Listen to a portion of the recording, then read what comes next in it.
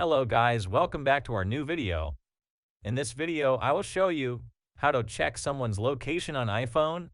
So let's get started guys. To find someone's location on iPhone, you have to use Find My app on iPhone. If you have not already this app in your phone, you have to install from the App Store.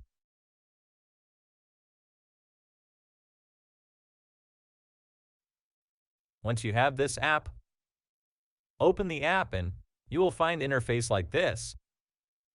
If you find the location of the person who shared with you, click on the people icon bottom left corner,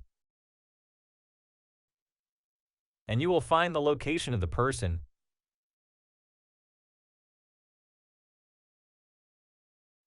If you want to share your location, click on Start Sharing Location.